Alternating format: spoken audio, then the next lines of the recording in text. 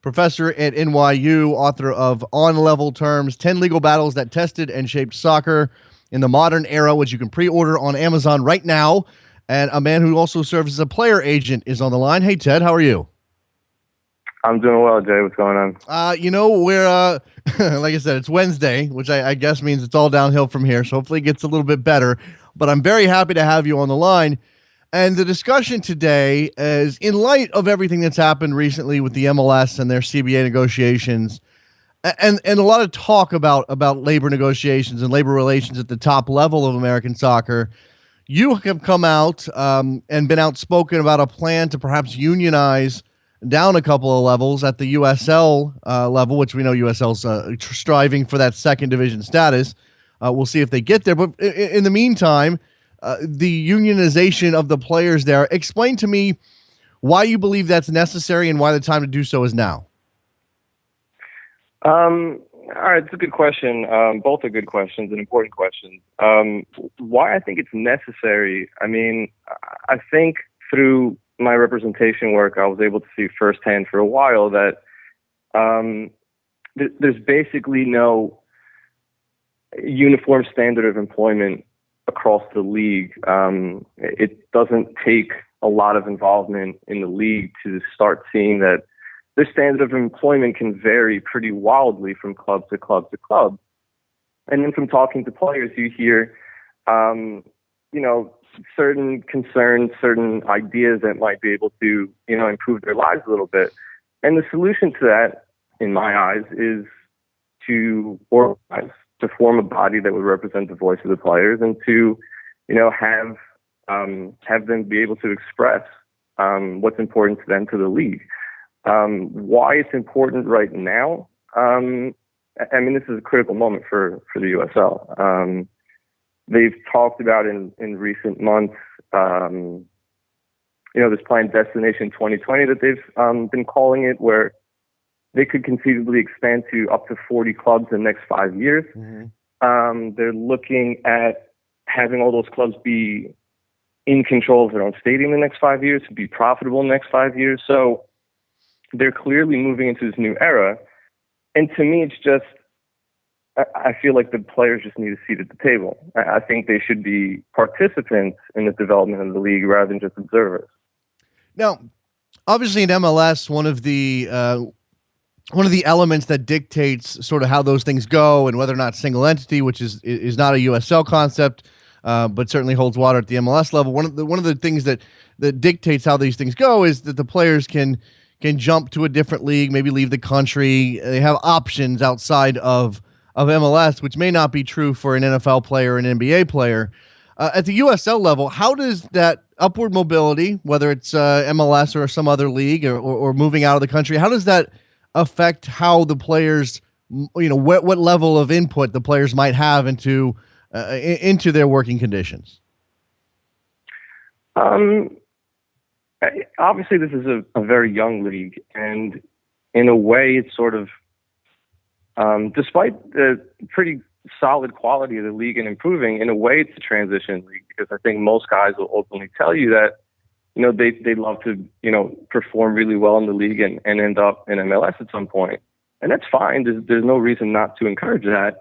I think what you might be suggesting is, to the extent that maybe a player feels like he's only going to be in the USL for so long. Right. Would he be super motivated to participate in the unionization effort? Yeah, it's a good question, I guess, but we haven't. I've been talking to dozens of players, and that doesn't seem to be too big of a concern to us right now. We haven't really gotten that kind of pushback. I think we've established contact with a lot of senior guys who have been around for a while, who have been able to, explain to the younger players why this is important. Mm-hmm. And for each individual player, it doesn't require a tremendous amount of effort to sign an authorization card and say, this body should be formed. And I think even the younger guys realize that even if I just chip in a little bit, it might improve, standard of employment, standard of living, not just for lots of guys across the league right now, but, for everybody else who's, to follow. Is there a chance for USL players to come together and show some unity and maybe set the table for future USL players. I mean, certainly the MLS players have talked about how this may not be about them right now, especially the veterans who've been in the league for 10 years, but it definitely will benefit the players who are coming in. I think we're seeing that sentiment. I mean, we've been at this since mid-January. When I first started talking with Tyler Ruthven, who he was at the Red Bulls for a little bit. He's playing in Arizona right now. Really thoughtful kid. We had similar ideas, and we started to move forward and talking to different guys in the league. So at this point, we've established contact with a group of players at nearly every single club. We have a couple of the MLS operated clubs missing only because they haven't really filled out rosters yet, and then maybe one or two other clubs. But so we've been talking to almost the entire league, and we've basically had overwhelming support from the players. So I think what we're seeing is, to a significant extent, we're talking about guys who want to be involved, not just to improve their own situation at present, but I think I think there's a great degree of solidarity in there, and I think they realize that this league in particular is an important part of the American soccer landscape moving forward. I mean, if this goes up to 40 clubs, they're going to have, more players than maybe even MLS and NASL combined. So I think they realize this is an important moment, and maybe we can, firm up this league and make it an attractive place to play for American soccer players for a long time. How does not that it's not attractive right now. I don't want to put it in that context. Sure. I think we can make some improvements. Absolutely. There's some dual purposes, perhaps. How does the MLS relationship with USL and the number of MLS operated clubs and players who some of whom are going to be on USL contracts at those clubs, some of whom will not be, as far as I understand, will be on loan. How does that impact exactly how this comes together, if anything? We don't really see it as a complicating factor. I mean, basically, if you're on a USL contract, if you're a USL player, if you're a USL employee, whether you're playing for an MLS operated club or one of the independent clubs, you would be the terms and conditions of employment would apply to you no matter where you're playing. So I think the only complication could conceivably come in, and that complication is even the wrong word, but maybe a player who's on an MLS contract is coming in on loan. That's the only category of player that might have a slightly different relationship with the union and with the CBA. But otherwise, if you're on a USL contract, it shouldn't matter if you're playing for, Arizona United or Sounders too. Right. When you take your when you assess the situation at the USL level, and look, the NASL doesn't have a players union either. What is the future of labor relations in American soccer? I mean, clearly a lot of focus on MLS, and rightfully so. They do have complicating factors, most notably the way that business is run. But in a broad scope, is labor relations going to be a driving factor in the way that American soccer continues to grow? Because it seems like we finally reached a point where now the discussions between labor and management are having a serious impact on the way that things are going to happen in the future. I mean, it's always been that way in sports. It's been that way since the 50s and 60s with the traditional leagues in the United States, and I think we're only seeing labor history develop in soccer because we're the youngest sport. But this kind of stuff is fundamental to professional sports. So we've seen MLS already develop a pretty significant bargaining history now, and they're going to continue to move forward. I think both sides made a pretty good deal right now, and they'll continue to work on it in 5 years. And assuming that in our case that our momentum continues and we continue to build support in the league, we certainly expect that we're going to actually become certified at some point this year. And then we'll have an opportunity to, as I said, it's all about just giving the players a voice and opening a dialogue with the league. The league knows what we're doing. And I guess I should emphasize also that, I don't want what we're doing to be conditioned by the recent MLS labor deal. And, it got heated for a little while and there was a bit of a work stoppage, and we're not approaching this in sort of an inherently adversarial position at all. I mean, the main goal right now, and this was mentioned actually in Stephen Goff's piece yesterday, is simply to organize a body that's going to be in place for the future and basically give players a seat at the table. So as the league moves into this new era, they're represented. That's really the main goal right now. And as far, it's mentioned in Goff's piece, by the way, you can go check that out, Soccer Insider, the Washington Post. Stephen Goff with a write-up about the effort to unionize at the USL level with Ted and others involved. It's mentioned that when attempting to reach USL for comment, they did not. They were declined to comment. Without saying anything directly, are you able to give us a sense of what the USL reaction has been? I can't give you that sense. I'm not quite sure myself. Okay. I, as a courtesy, gave them some advance notice and let them know that Stephen was going to publish a report on the effort. I didn't want them to be caught off guard or alarmed. I did my best effort to assure them that, everything I just spoke about.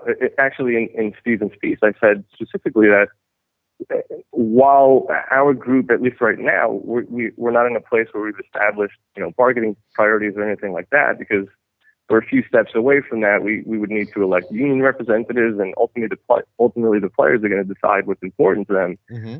But for now, we advocate, as I've kind of been, talking about in this whole chat, we advocate a position that's reasonable dialogue, reasonable bargaining that is not going to disrupt the development of the league. That's not in our interest, not in anybody's interest. And I've tried to express that to the league. Could some owners here and there be a little bit, upset that maybe this is going on, and maybe they just automatically assume, like, geez, my labor costs are going to go up. I don't think that should be the automatic assumption at all. And I think once we finally do engage in a dialogue, I tend to believe they'll be fairly satisfied. I mean, as I said, this is sort of a fundamental aspect of professional sports anyway. Yeah. And I happen to find our group, with Tyler and Paolo and, all the leaders that I think are going to end up being union reps, I find our group to be exceedingly reasonable. So I don't foresee any significant, we're not looking for a fight, basically. Sure. Well, obviously it's important that you're communicating that, because there's just this natural, it's the way of the world. There's this natural adversarial relationship between management and labor when it comes to organizing. I've seen it across industries, not just in sports, but it does, as you said, it comes with the territory in sports. And while I have a couple minutes here with you, Ted, this is obviously your focus right now, but I know that in terms of being an analyst or wearing your analyst hat, you absolutely have some thoughts on the way that the MLS CBA went down. And since I have you here and you are an expert opinion, I'd be remiss if I didn't ask. I've read over your tweets, and mostly what you said is it could have been worse, and this probably is a reasonable agreement because both sides have people that are not too happy about it. In the way that it came down and some of the noise that you heard afterwards, are you still of that opinion? And do you believe this is one of those agreements that won't limit the growth of MLS, will let it continue to go in the direction it's been going? Look, you have to give something to get something, right?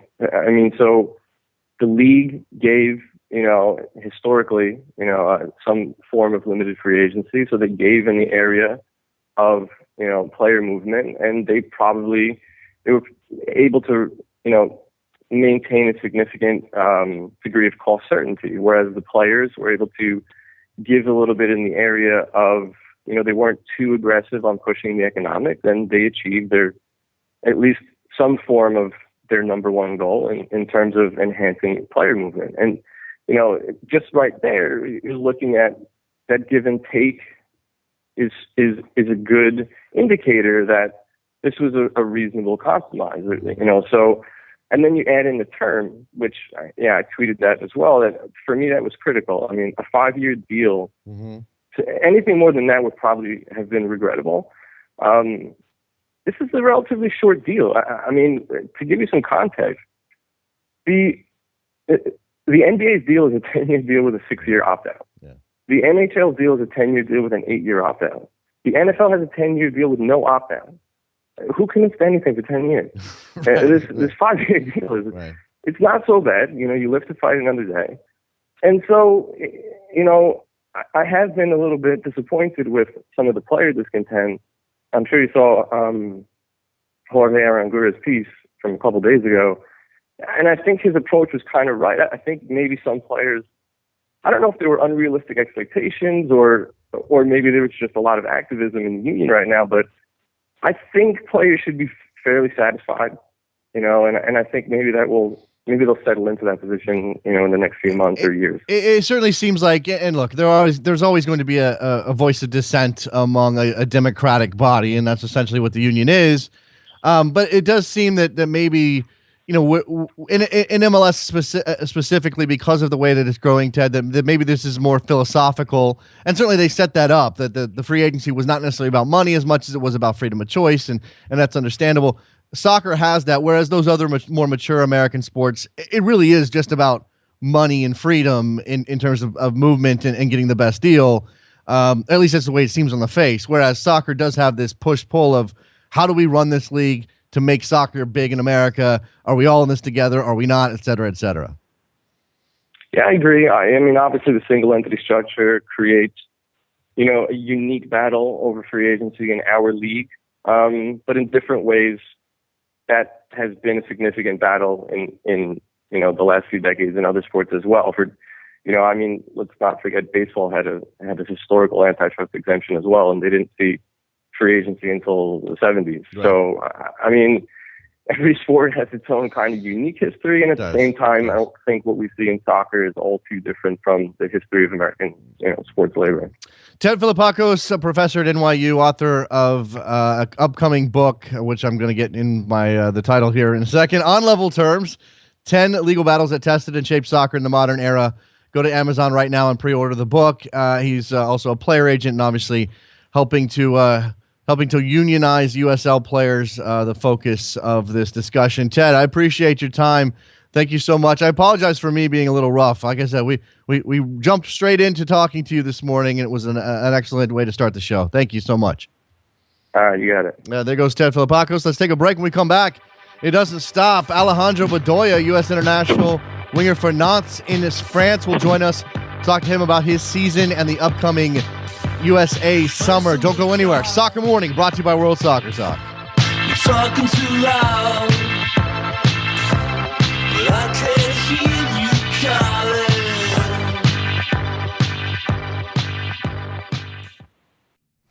Hey there, it's Jason Davis, and if you're like me and love playing fantasy soccer games, I want to let you know about a fantastic new game called Draft11.com. This is not your usual fantasy soccer game. Draft11.com is different for two major reasons. First, it's a daily fantasy soccer game, and second, it gives you an opportunity to win cash.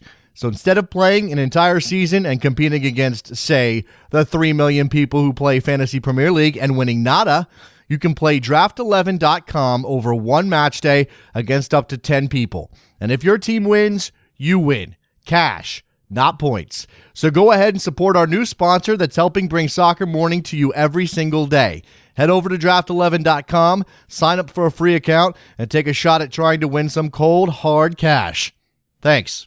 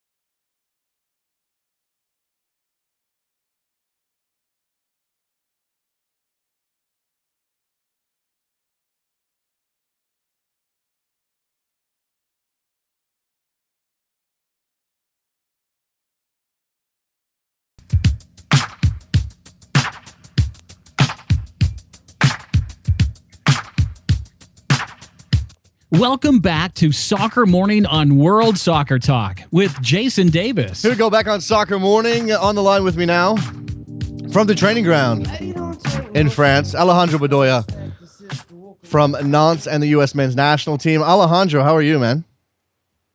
Good. Thanks for having me again on the show. How's like you said, I'm at the training ground before our second session of the day. Yeah, how's training in France? What's the weather like? What's the stress level when you're out there? I mean, is it easy going? Are you guys feeling the rhythm at this point?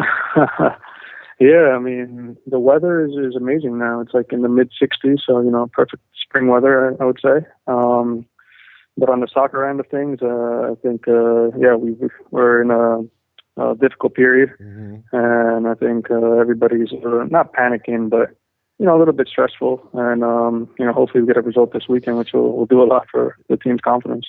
I got to know, do you do they use Celsius in France, right? Because everybody else does. Do you do the conversion like automatically in your head now?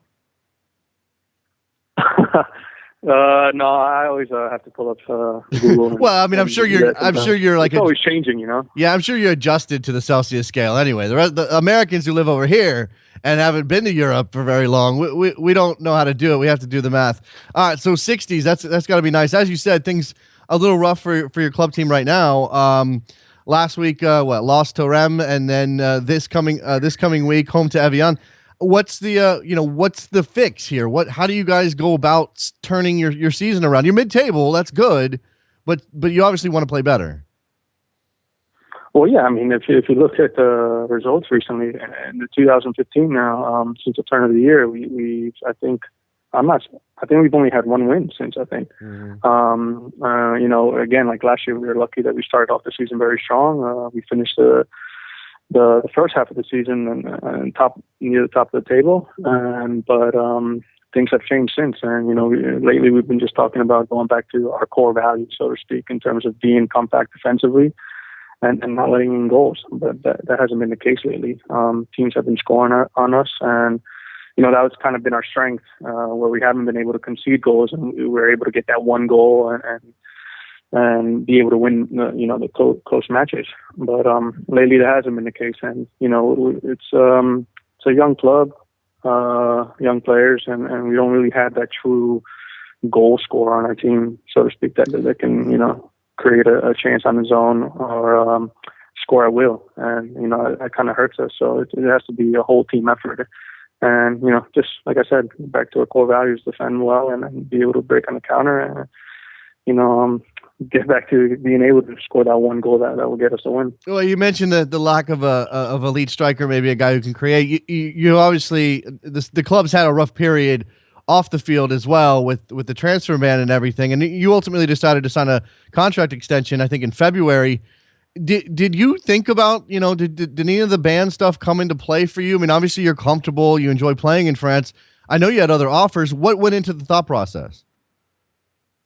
No, my thought process was more about, kind of securing the future. I've liked it here. I think I've done well here. The fans have taken a liking to me. It's a good club with, great fans, a great training ground, great history, tradition, everything. And like I said, I've enjoyed my time here, and Nantes is a good, nice little city. And but also, like I said, it was about securing my future and knowing that, I will have a long-term deal set financially for me and my family. And also just, have a peace of mind, so to speak. But we'll see what happens. You like your role there right now? I mean, I know you've moved up and down the flank a little bit. I don't know exactly what kind of system you're running at the moment, but your responsibilities, your ability to get into the attack, and then whatever defensive cover you're supposed to provide, those are all good things for you right now? Yeah, for me, the most important thing is I'm playing, most week in, week out. Last week I played left mid. I came in as a sub. A guy got injured 20 minutes into the game, and I came in first as a behind the striker, like a number 10, and then second half I switched out to left mid. So, I mean, that's just been my history here. Been a versatile player. I've been used on the right, defensive mid, attacking mid, on the left. So, I mean, I'm happy that I'm playing, yeah. We play in kind of like a 4-2-3-1 or 4-4-1-1, however you want to call it. And obviously, yeah, for me, it's important that I'm playing and getting games, but at the same time, I would like to, have a role, that I play week in, week out all the time that I know kind of is my position that is set in stone. But, yeah, as long as I'm playing, I'm happy guy. I mean, certainly, the number of Americans that we keep an eye on in Europe has dropped a little bit with Michael Bradley coming back to MLS, and obviously Josie this season, Clint here. And do you feel? I mean, there are some other guys out there, and I don't want to forget anybody. There's certainly a good contingent of American players, guys you play with in the national team in Germany. But do you kind of feel like you're holding down the fort a little bit? I mean, certainly you're as if I'm not mistaken, the only American in France. That's got to be interesting.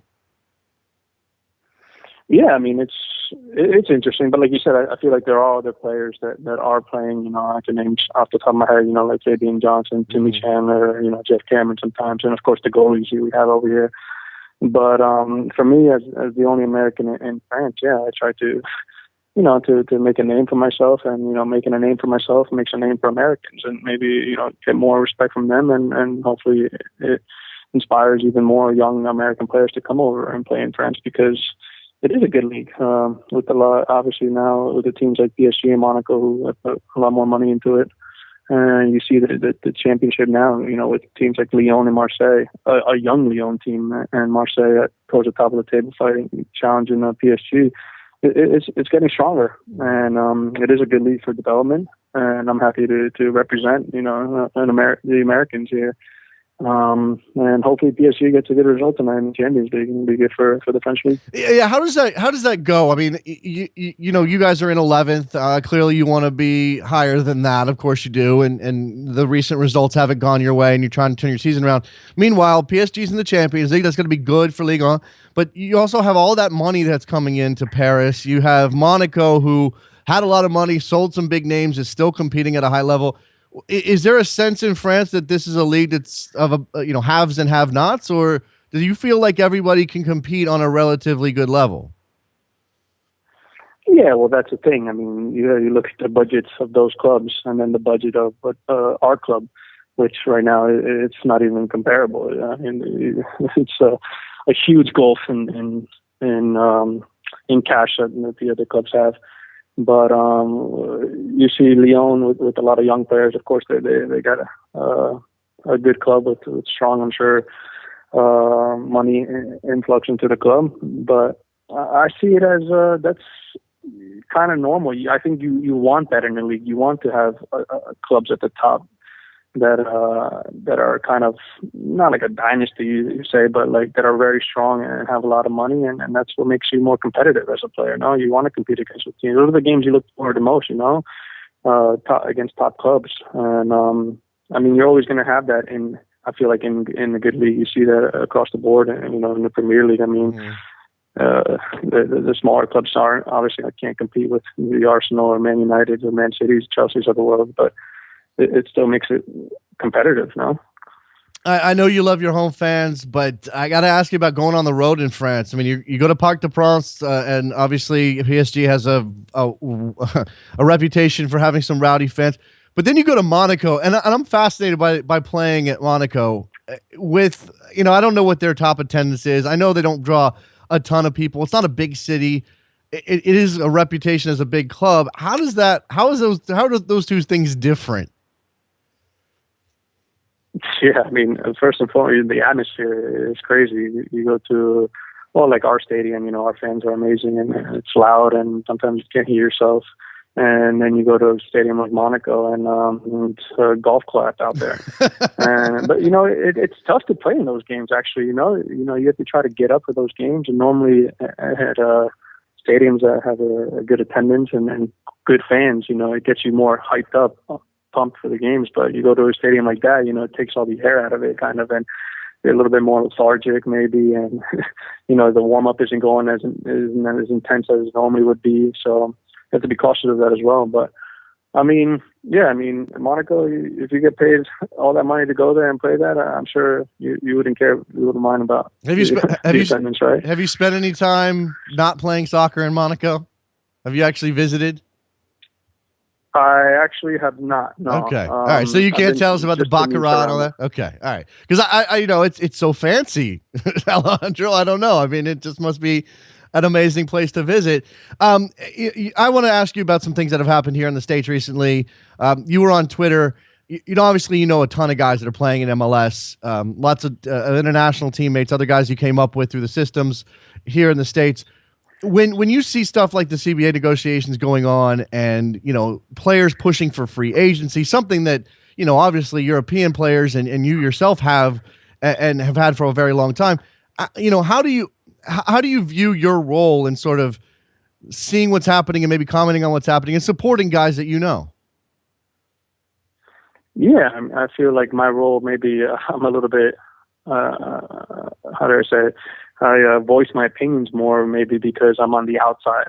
I'm not in the league, you know. I'm not so sure if I saw so many of the league players, you know, voicing their strong opinions about what they really thought about it. But, you know, as an outsider looking in, as a fan of the league as well, and my teammates and friends that play in the MLS, I just felt strongly about it that this was a really good chance to fight for what I think is right. You know, I mean, the league has its goals as well to be a top league in the world. I think it was mentioned by 2022, I think it was.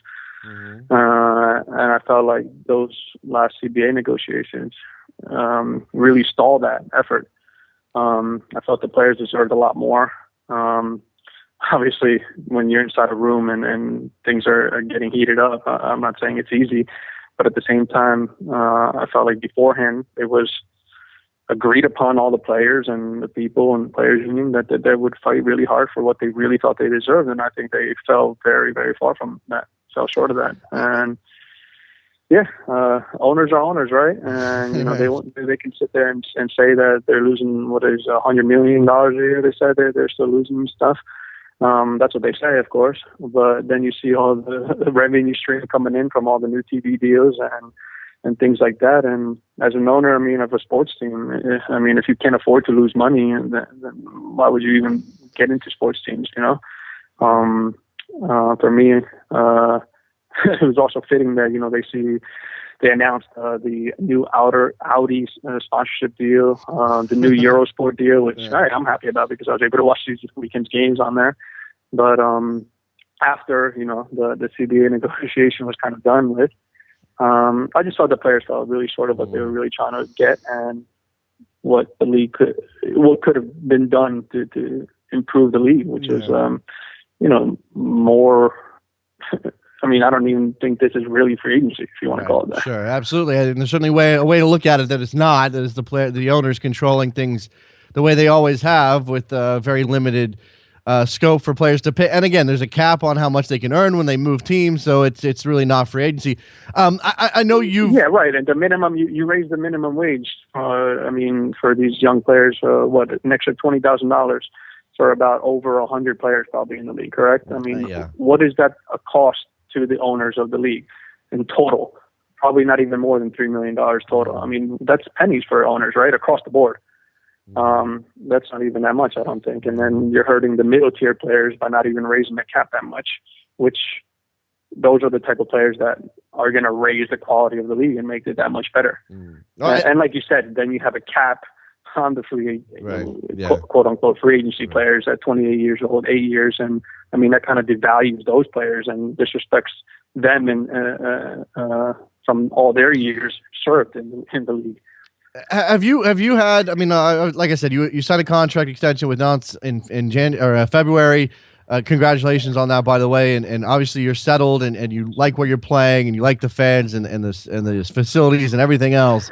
Have you had discussions before you decided to do that? Did you have discussions with MLS and were there barriers? Certainly we've heard stories of players who have considered coming back, but you know, when it's a matter of, well, I can't pick where I'm going, they hesitate. Yeah, there you go, right there and there. I mean, there was a little bit of noise happening, you know, about certain clubs interested, and that my agent would talk about. But like you said, then they'd have to work out certain wrinkles, and you know, so and so things would have to happen, and you know, they have certain like after, the 3DPs, if you go to a team that already has 3DPs on their team, I mean, they can only spend a certain amount, and is that really fair market value, or is that really what I'm trying to do? Mm-hmm. And then when you go up against, the fact that, I mean, I'm enjoying myself in Europe. If I were to go back to the States, I'm never going to return to Europe again. I feel like, for now, I enjoy my time here, and I'm trying to strive to get better. And, I still believe that I can make that one more jump into, maybe a better league, a bigger team, and keep improving. I'm going to close out with this. I'm going to make it a little bit lighter here and close out with this question from Robert on Twitter. Robert, COR10 on Twitter. And this is because the spitting things in the news. He says, which is worse, a potential leg-breaking tackle or being spit on? Which one's worse, Alejandro, as a player? Oh, yeah, interesting. I think being spat on is probably the most disrespectful thing, that somebody can do when they look at you in your eyes and spit at you in your face. Mm-hmm. But I would say that obviously a broken leg tackle would be worse. I mean, I've had it on the field where maybe I spit during a corner or stoppage, or, where the ball's gone out of bounds and the wind takes it or something, accidentally goes on my teammate or another player. It's happened to me, the wind catches somebody's spits and it hits me, and I'm like, whoa. So, I mean, it's not extremely terrible. A broken leg, that can finish your career. Absolutely, then you're done. Yeah. So, yeah. Yeah, when your career's on the line, it's got to be the worst thing. Alejandro Bedoya, midfielder for Nantes in the U.S. men's national team. I didn't even get a chance to really ask you about this upcoming summer, Alejandro. Well, I'll do it very, very quickly. When you look at the schedule, and obviously there's a Gold Cup coming up, and Jurgen's going to be making some choices. New guys are coming in. How do you mentally prepare yourself? Are you even concerned about it right now? You're in the middle of a club season. I get that. Are you even thinking about the national team at the moment? No, actually, because I feel like I have more serious business to take care of here. Like I said, we talked about earlier about the difficult period in the club, and the goal is to get this club into the pretty, good, safe zone, and obviously that all depends on me playing here consistently and then playing well here. And if I'm on that Gold Cup team moving forward. A couple of friendlies coming up as well. We'll see. Hopefully Alejandro Bedoya will be included in those teams. I expect you will. I know you won't be saying otherwise, or you won't be saying anything about that, but we'll see what Klinsmann does. Alejandro, thank you very much for your time, man. Probably kept you longer than I should have. Hopefully you'll have a fantastic rest of the season at Nantes, and we'll be watching. Thanks a lot, man. Oh, thank you guys. Appreciate it. Take care. There you go. Let's take a break. Alejandro Bedoya, fantastic interview on Soccer Morning. We'll come back. We'll open up the phone lines, 347-756-6276. Take your tweets as well. Let's do that. It's brought to you by World Soccer Talk. Be right back.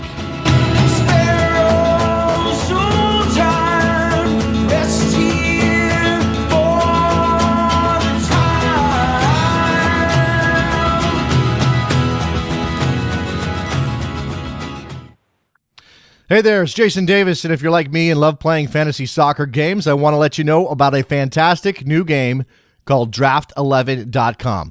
This is not your usual fantasy soccer game. Draft11.com is different for two major reasons. First, it's a daily fantasy soccer game, and second, it gives you an opportunity to win cash. So instead of playing an entire season and competing against, say, the 3 million people who play Fantasy Premier League and winning nada, you can play Draft11.com over one match day against up to 10 people. And if your team wins, you win. Cash, not points. So go ahead and support our new sponsor that's helping bring Soccer Morning to you every single day. Head over to Draft11.com, sign up for a free account, and take a shot at trying to win some cold, hard cash. Thanks.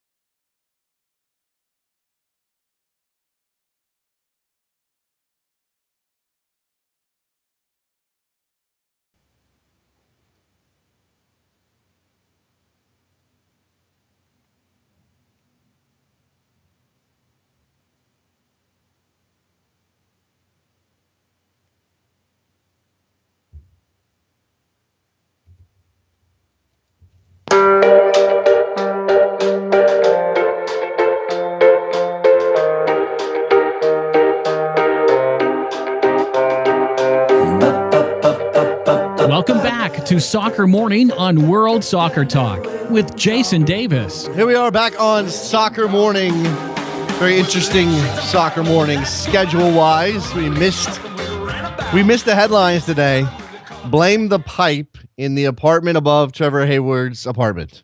Blame that pipe for bursting and ruining headlines. I feel like we should sue the people who let that pipe burst or who installed the... Can class action on the part of Soccer Morning listeners, a lawsuit. We need a lawyer. I think that's how we were robbed of 10 minutes of quality soccer discussion. Whatever. Phone lines are open, 347-756-6276. I'm going to go quickly over the headlines I had written up for today right at this moment. Feel free to jump in whenever you want. We're also on Twitter at Soccer Morning. Lots of discussion there possible as well. If you're not able to get to a phone or you're hiding in your cubicle listening to this or you're in your car. If you're in your car, don't call me. Just keep listening to the show because I don't want to be the responsible for any accidents. Because I just saw, the stats are scary. No texting. No texting. No talking on the phone. Hands-free, Trevor says, is okay. I'm not even sure. Yeah, okay, fine. Hands-free is fine. If you're within the law. But don't, whatever. Just be safe out there, people. First and foremost. Champions League action yesterday, Real Madrid. If you missed this game, and I know a lot of people work, you can't watch Champions League, I am sorry. Because if you missed this Real Madrid Schalke game, wow. The word is wow. Because Real Madrid loses the game at home in Madrid 4-3, wins the tie, is booed ahead of the game, is booed off the pitch, they are embarrassed by their performance. Cristiano Ronaldo telling his teammates, this is embarrassing. This is embarrassing. Clear as day. When the game ended, the whistle blew. Ronaldo and teammates started to come off the field. Iker Casillas had to call them back to the center circle to applaud the fans who had supported them. Ronaldo wanted nothing to do with talking about the game. In the mixed zone afterwards, he said, I'm not talking about this, and I'm not going to talk to the press again until the end of the season. He scored twice in that game, Trevor. Is that right? Both of them headers. Both of them fantastic goals.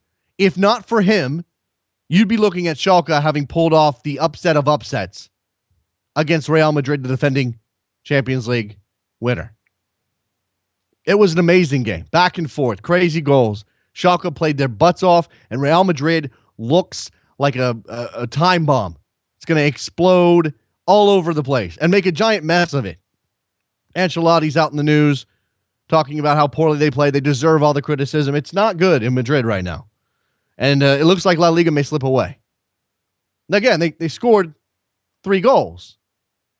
If Schalke was just a little bit tighter defensively, we might be looking at a different result and a real disaster.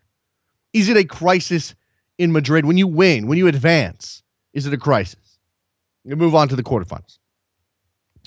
Porto finished off Basel with a dominant performance, 4-0 in Portugal yesterday. The takeaway there, good performance from Porto, obviously. Some great goals in that game. And Danilo, who collided with the Basel keeper and was taken off on a stretcher, put on an ambulance, sent to the hospital. I need to get an update.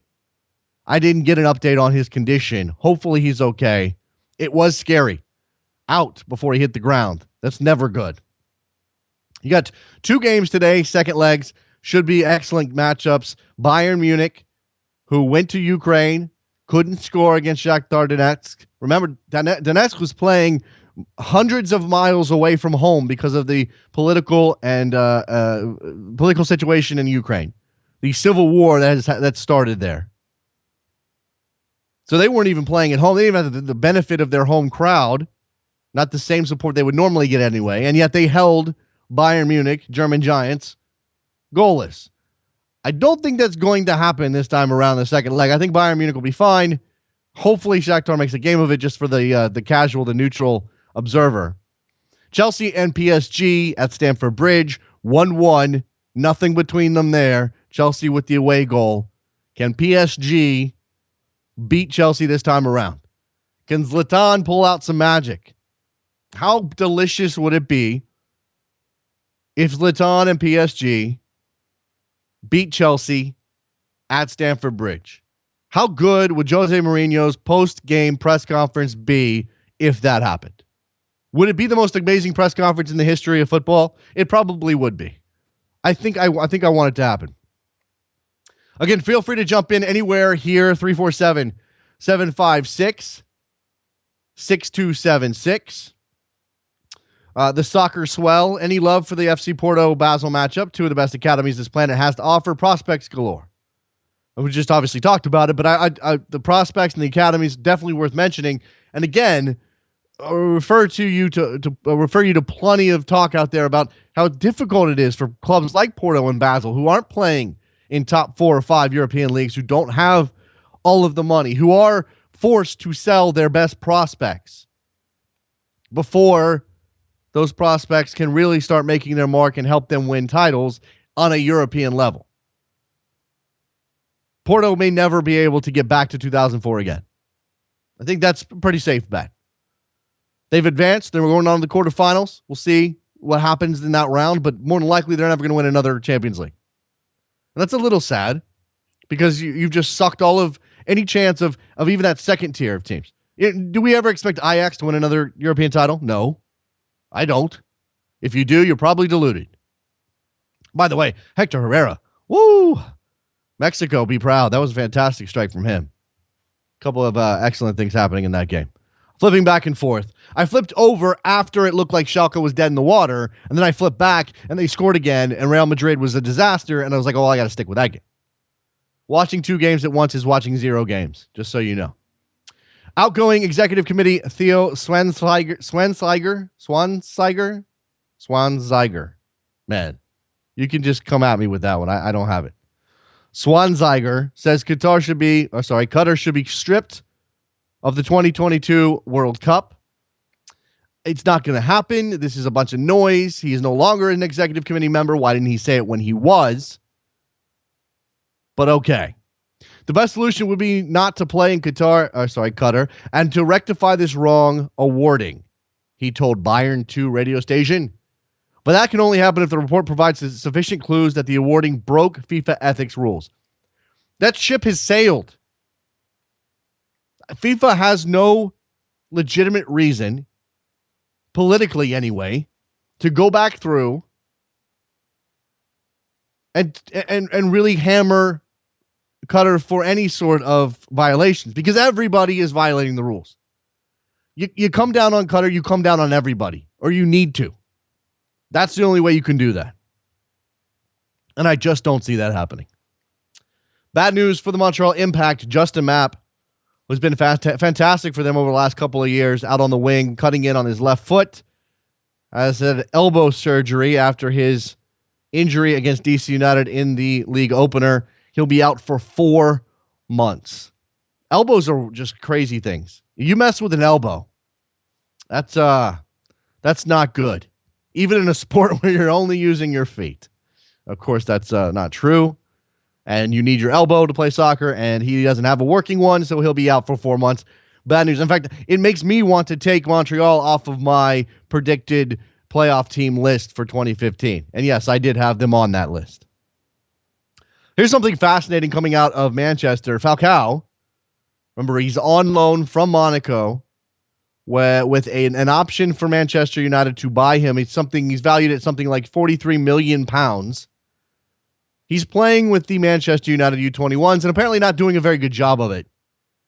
Bad reports coming out of Falcao's performance with the Manchester United U21s. What the hell has happened to Falcao? What did Louis van Gaal do to Falcao?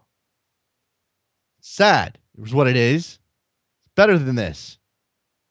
The Algarve Cup final today, United States and France. Remember, the United States coming off a disappointing goalless draw against Iceland. That back and forth between the Iceland manager and U.S. head coach Jill Ellis. Now they head into this game with an opportunity to pay France back for a loss last month in Lorient. But I don't know that anybody really has faith that the United States is going to get the job done today in the Algarve Cup. The U.S. U17s also play today. They play Jamaica. A win, and they qualify for the U17 World Cup later this year in Chile. That's in October, November. Be nice to see the U.S. youth level teams make every single World Cup possible. So hopefully the U17s will get the job done today. Lots of talent down at that level. Talent I'm not going to really talk about yet because that's what I do. The names we can mention the names, I suppose. Haji Wright and the crew. But I don't want to in-depth analyze their potential because they're still U17. A player I don't have any problem analyzing, despite his young age, is Julian Green. News out this morning. Brian Sciaretta on Twitter relating the words of Kicker, the football magazine in Germany, said that Julian Green with the Hamburg U21s played mostly back passes, was lazy, didn't seem to be making the effort. If that's true, that's troubling. I don't know why Kicker would lie about it. Certainly their assessments can be harsh at times. But if this is true, then I'm really worried about the future for Julian Green. A player who was perhaps pushed a little bit too hard, too fast, too high, too fast by Jurgen Klinsmann.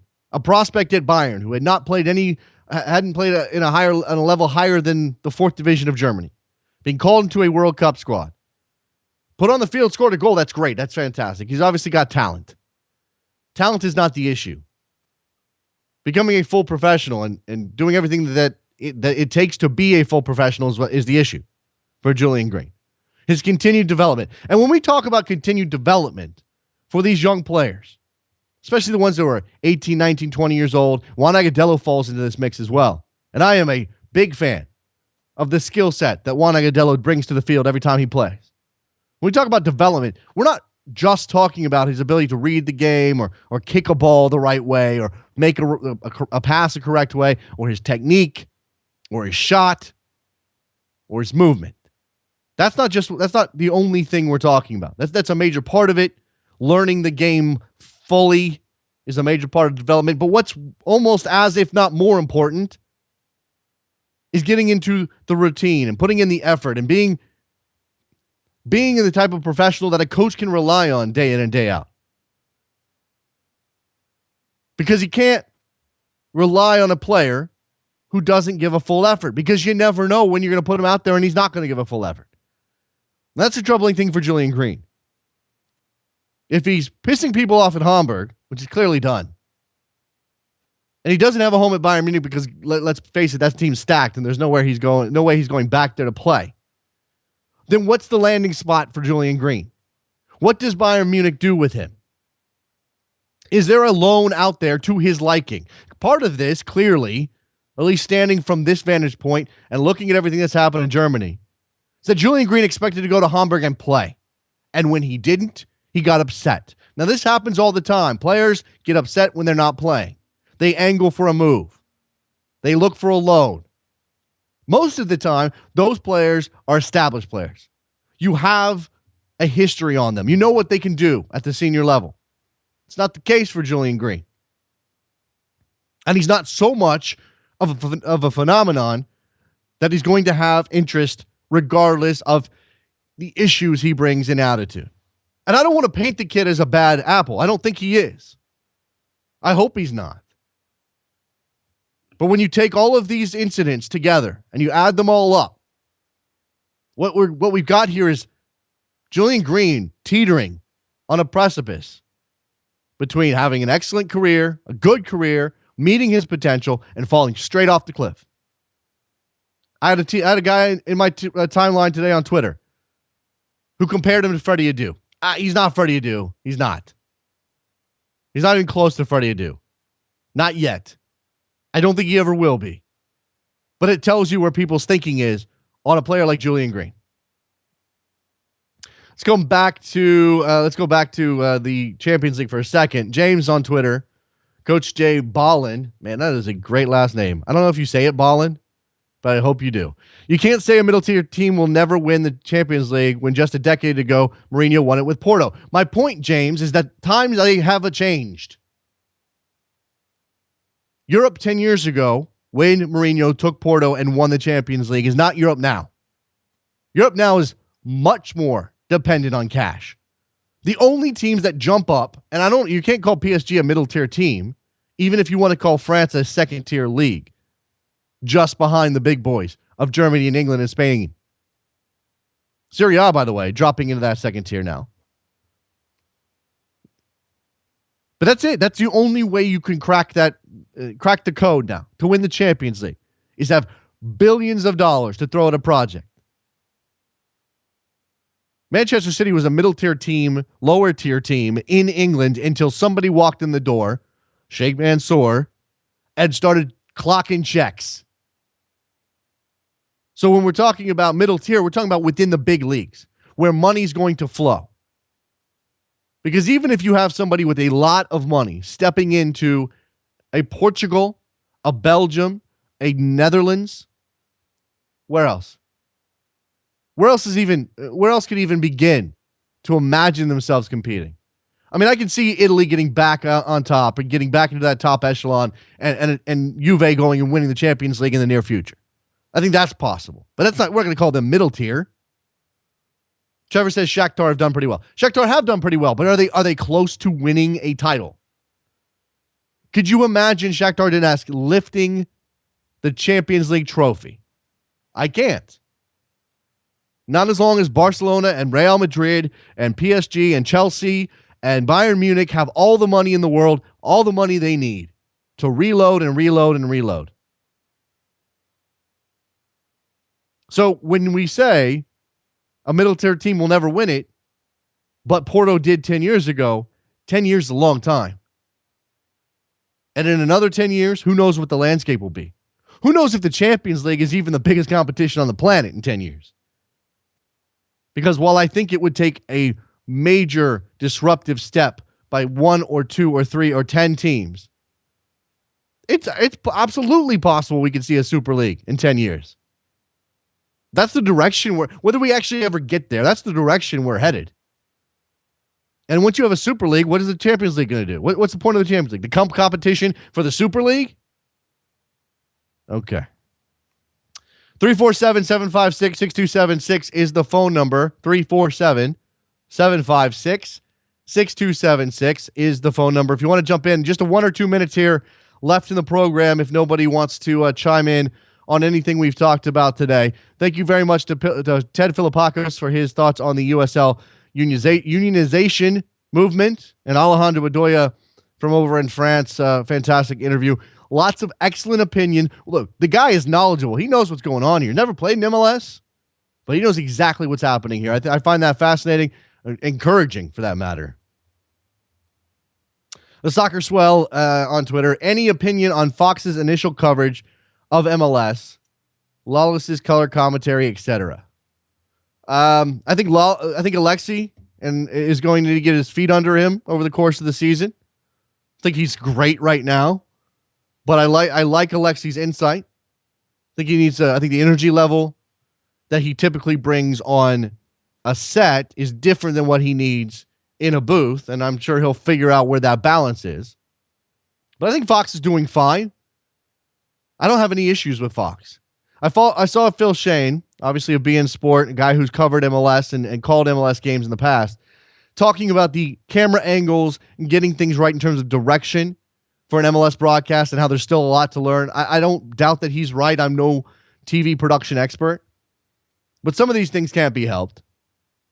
When you have when you have stadiums with limited camera angles available and the like, and a lot of these new stadiums are being designed with TV in mind. But when you have older stadiums, you have stadiums that aren't. Sometimes it's difficult. But I think that soccer coverage in the United States is going to slowly improve. I really don't have an issue. The Soccer Swell, no particular problem with Fox. I think they'll be fine. I don't know if we'll be extolling their virtues over the course of 2015. But I'm not going to be the one to complain unless something egregious happens. Unless they are egregiously missing calls. Unless they are egregiously failing to give us the right perspective. Eddie in Brooklyn, what's up? Hey, what's up, man? How you doing? I'm good. Good? Yeah. So I'm calling because I kind of have a bone to pick with the article I read yesterday. Oh, I thought it was going to be with me, Eddie, because you always call with a bone to pick with me. And here I was yesterday just pouring praise over Costa Rican football. And I thought, okay, wait a second. What could he possibly have a problem with me today? But I'm glad it's not me. No, it's not you. I think it's Ryan Rosenblatt. I think it's your boy. He's been on the show before. Yeah. Well, I don't know that I call Ryan my boy. Well, he's been so anyway. I like Ryan. So he wrote an article about Hector Herrera, right? Okay. And basically the premise was that he's the best midfielder in CONCACAF. Okay. And I'm fine with that. Okay. That's that if somebody wants to debate that with me, I have no problem with it. Sure. The problem I had was in the article. He said that Celso Borges doesn't hold a candle for Hector Herrera. Okay. And that to me is when we start engaging in hyperbole. And that to me is somebody who I don't want to accuse him of this, but I will say not enough people truly pay attention to Celso Borges' game. And I highly doubt everybody's out there watching Deportivo La Coruña on a weekly basis. Yeah, no, who he plays for is a part of this. Hector, but where he plays, Hector Herrera plays in Portugal, True, but I mean, I think, and you could certainly put Deportivo La Coruña on the same sort of level as Porto when it comes to visibility within this part of the world, which obviously Ryan Rosenblatt's a Californian. He's not partaking of these leagues from a European perspective. You could put them on the same sort of level, but hey, Porto's playing yesterday in the Champions League. They're destroying Basel. Hector Herrera's part of that. Basel. They're destroying Basel. I realize that. I realize that. I'm not going to defend Ryan's statement that Celso Borges can't hold a candle to Hector Herrera. You're obviously upset about it, Eddie. But I think more interesting to me is sort of how we attempt to view these things. You can't even. I mean, you can compare them, but you got different data sets, if you know what I mean. You got a different sort of context to what Hector Herrera is doing with Porto, biggest club in Portugal, playing in the Champions League against Basel, yeah, but he's also done some excellent things in the Champions League before. And Celso Borges, who's playing for what essentially is a second-tier, mid-table Spanish club. And, when they're playing Celta Vigo, who's watching that? Yeah, that's the problem. Celta Vigo is actually a pretty good team, but again, no, but who's watching? La Liga is like 3 or 4 teams. I realize that. I realize that. It's just. I think it's a matter. Go ahead. You know what? You rep Costa Rica as hard as you do. I love it, but I don't know the hyperbole. I can see taking issue with it, but I would say that Hector Herrera is the best CONCACAF midfielder right now. No, I have no problem with it. Like I said, if that's the argument that wants to be made, I'm fine with that. It's the hyperbole. It's people acting like they know what Celso Borges' game is. For example, I work at Opta, so I'm more about the numbers. Celso Borges, in the 6 games that he's played in La Liga, he's dispossessed and has an unsuccessful first touch that leads to a loss in possession less than 1 time a match. Hector Herrera's averages in 7 Champions League games is more than 4 a match. Okay. Well, but so, again, is that a difference in the way that they play? And this is what I love about this sport, Eddie. 2 different people watching the same game come away with different conclusions. Now, it's obviously easier to assess performance if you have the whole picture, all 22 players being visible at the same time, seeing movement. But even then, your eye's going to be drawn to the ball. You're missing things off the ball. On television, it's nearly impossible to get a proper assessment of how somebody played. And we all watch these games and we draw our conclusions. So-and-so was excellent. We don't say he was okay, he was good. Because we're required to go all the way to the fullest extent, to be extreme in our opinions. He was excellent. He was a disaster. Gareth Bale was a disaster for Madrid yesterday. That's like a universal opinion.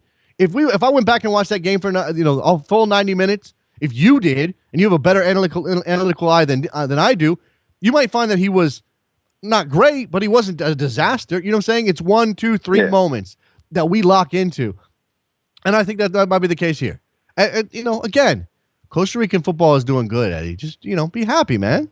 No, I am, but sometimes you feel like you don't get enough respect when you read a comment like that. Like I said, I don't have a problem with the premise.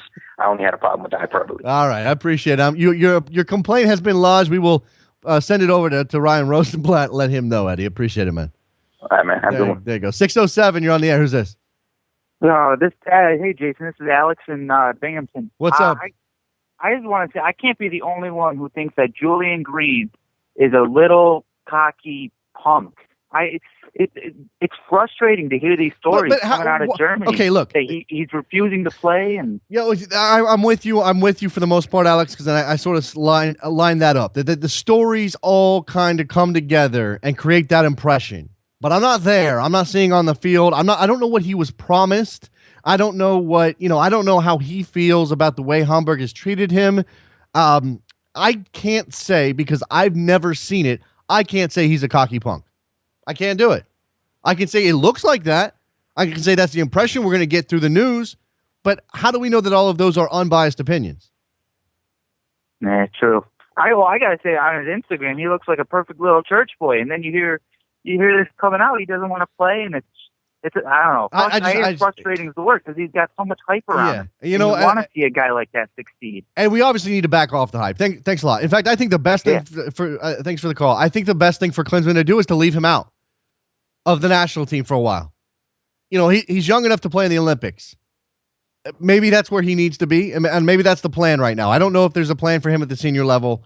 He needs less hype, not more. He needs less attention, not the same level that he was getting in 2014, because he was this golden child plucked from Germany, American dad pushing hard for him to pick the U.S., shows up at the World Cup, makes that team to the shock of everybody at the expense of Landon Donovan. Remember, that was part of the story. Donovan doesn't make it. Julian Green does. Shows up in the last, couple of minutes of the tournament for the United States and scores a goal. Fine, but that's all. And maybe I'm adding to it by talking about him, but I just think it's important to sort of give everybody an update on where he is, because Klinsmann pushed him upon us. Let's see what happens. I hope the best for Julian Green. I really do. All right. Again, thanks very much to Ted Filipakos and Alejandro Bedoya for guesting on this show. Excuse me. Make sure you go check out draft11.com, guys. They're supporting the show. We're very happy to have them on board as a sponsor. Go check it out. Daily fantasy soccer, where you can win cash. Can't go wrong with that. Go get a mug at backheel.com/store. Go get a t-shirt at 30fc.com. It's good stuff there. You can follow the show at Soccer Morning. You can follow me at DavisJSN. And follow Trevor Hayward as well. Maybe he'll give you pipe updates. Like pipe burst, day 1. Water pouring from the ceiling. Show delayed. No headlines. That would have been lovely. We could all gotten I don't know why you'd be tweeting in short burst Morse code type telegraph type sentences. But hey, all right, that's going to do it for us. We'll see you guys tomorrow. Brad Guzan on tomorrow's show. Don't miss that. We'll talk to you then. Bye.